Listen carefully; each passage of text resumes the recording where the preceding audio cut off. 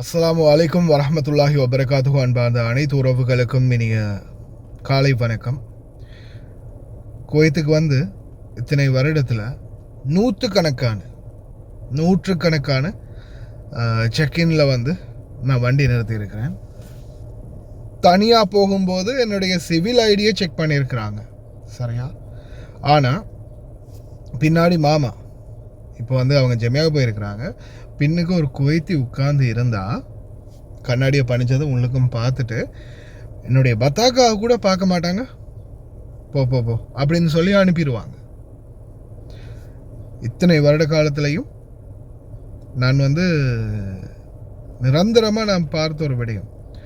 ஆனால் இன்னைக்கு அன்பார்ந்த உறவுகளை அபு ஃபத்தீராவில் காலையில் சரியாக டைம், நான் இப்போ இந்த வீடியோ ரெக்கார்ட் பண்ணுற டைம் வந்து பார்த்திங்கன்னா 9:21.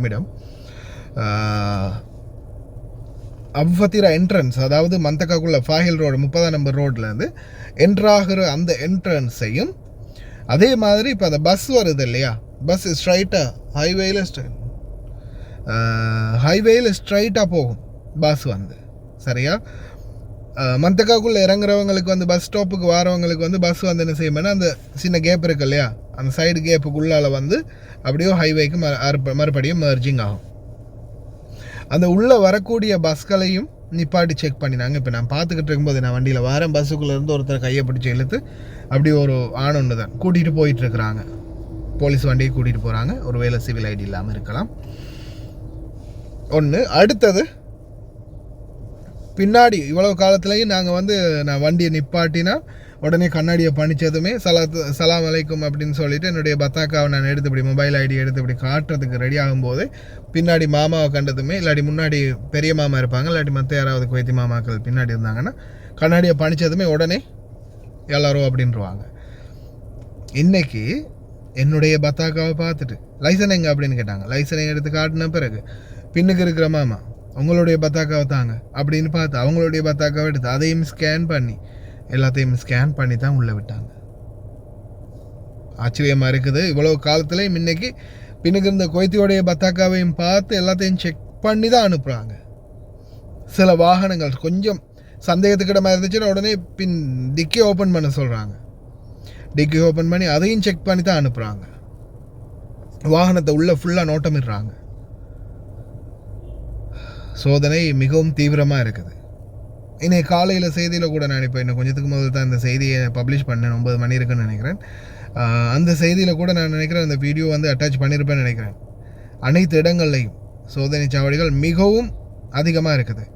அதே மாதிரி இதை பார்த்துருப்பீங்கன்னு நினைக்கிறேன். அந்த வீடியோ பார்த்துருந்தீங்கன்னா தெரிஞ்சிருக்கேன்.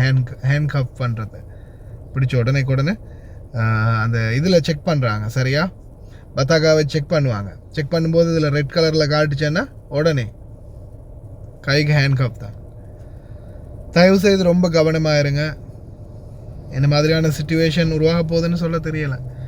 ஆனால் ஒன்று, இந்த வெளியில் அக்காமா அடித்து வேலை செய்கிறவங்க உங்களுடைய அக்காமாவை தொடர்ந்தும் சரி பார்த்துக்கோங்க. மொபைல் ஐடியை தொடர்ந்தும் ரீப்ளேஸ் பண்ணி பார்த்துக்கோங்க. அதே போல் வெளியில் அக்காமா இல்லாமல் இருக்கிறீங்கன்னா ரொம்ப கவனம். ஏன்னா இப்போ பிடிப்பட்ட நாட்டுக்கெல்லாம் இப்போ அனுப்ப மாட்டாங்க இல்லையா, அவசரமாக சென்ட்ரல் ஜெயிலில் தூக்கி போட்டுருவாங்க. ஏன்னா ஃப்ளைட் வேலை செய்தில்லை இல்லையா, சென்ட்ரல் ஜெயிலில் தூக்கி போட்டாங்கன்னா கிட்டத்தட்ட குறைஞ்சது இந்த யுத்தம் முடியும் வரைக்குமாவது ஜெயிலே தான் கிடக்க வரும். கவனமாக இருங்க. அது மட்டும் இல்லாமல் ஒரு பெண் வந்து நான் நினைக்கிறேன் இந்த பார்ட் டைம் வேலை செய்கிறவங்களோ தெரியல, ஆனால் அக்காம இருக்கு போல் நடந்து வந்தாங்க. பஸ்ஸில் இருந்து இறங்கி நடந்து உள்ளுக்குள்ளே வந்தாங்களா, அவங்களே உடனே நிப்பாட்டி தாழ்த்தாள்னு கூப்பிட்டு அவங்களே நிப்பாட்டி அவங்களுடைய சிவில் ஐடியை செக் பண்ணி பார்த்து தான் அனுப்பினாங்க. சோதனை ரொம்ப அதிகமாக இருக்குது. கவனமாக இருங்க. எல்லாம் வளரவன் அனைவரையும் பாதுகாக்கட்டும். நான் அந்த வீடியோ மறுபடியும் அட்டாச் பண்ணுறேன். செக்இன் வீடியோ நான் வீடியோ போடுறதே உங்களுக்கு நீங்கள் பார்த்தீங்கன்னாலாவது இந்த மாதிரியெல்லாம் நடக்குது, இப்படியெல்லாம் செக் பண்ணுறாங்க அப்படின்றத தெரிஞ்சுக்குவீங்கன்றதுக்காக தான். சிலருக்கு வந்து வீடியோ பார்க்குறதுக்கு தான். கவனமாக இருங்க.